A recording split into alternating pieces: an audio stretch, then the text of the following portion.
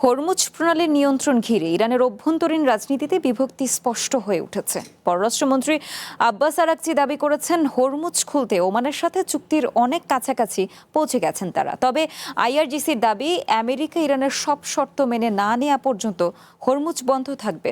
এদিকে ইরানের president Masoud Pezeshkian জানিয়েছেন, যুদ্ধের বিষয়ে সব সিদ্ধান্ত নিচ্ছেন সর্বোচ্চ নেতা এবং আইআরজিসি।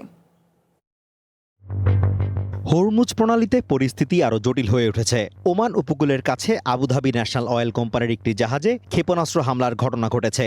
কোনো হতাহতের ঘটনা না ঘটলেও এই হামলার তীব্র নিন্দা জানিয়েছে আরব আমিরাত, কাতার এবং সৌদি আরব।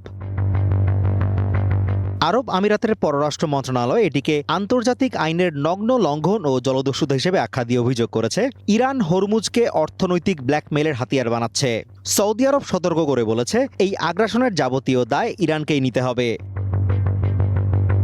এদিকে সংকটের সমাধানে ওমানের সাথে নতুন অস্থায়ী নৌরুট নিয়ে চুক্তি খুবই কাছাকাছি পৌঁছেছে বলে জানিয়েছেন ইরানের পররাষ্ট্রমন্ত্রী আব্বাস আরাকচি। তবে প্রণালীটি পুরোপুরি খুলে দেওয়া নিয়ে স্পষ্ট দ্বিমত দেখা দিয়েছে দেশটির ভেতরেই। রেভলিউশনারি গার্ড কোর্পস আইআরজিসির মুখপাত্র হোসেন মোহিবি স্পষ্ট জানিয়েছেন, ওমানের সাথে যাই আলোচনা হোক না কেন, আমেরিকা যতক্ষণ না ইরানের সব শর্ত মেনে নিচ্ছে এবং ওই অঞ্চলে হস্তক্ষেপ বন্ধ করছে, ততক্ষণ হরমুজ প্রণালী পুনরায় উন্মুক্ত করা হবে না।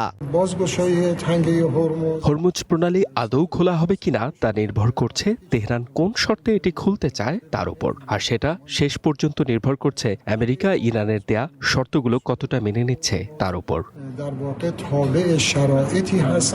এর আগে তেহরানে এক সংবাদ সম্মেলনে প্রেসিডেন্ট মাসুদ পেজেশকিয়ান জানান, যুদ্ধ করা বা না করার সিদ্ধান্ত সরকার বা তার নয়, বরং সশস্ত্র বাহিনীর কমান্ডার ও সর্বোচ্চ নেতার। তিনি বলেন, সর্বোচ্চ নেতা যে সিদ্ধান্তই নেবেন, মৃত্যু পর্যন্ত সে সিদ্ধান্ত বাস্তবায়নে তারা অটল থাকবেন। অন্যদিকে পরিস্থিতি সামাল দিতে ইরানের সাথে আলোচনার কথা জানিয়েছে ইরাক। মূলত ইরাক যেন হরমুজ দিয়ে তাদের দৈনিক তেল রপ্তানি স্বাভাবিক রাখতে পারে, সেটির নিশ্চয়তা পাওয়ার উদ্দেশ্যেই এই আলোচনা।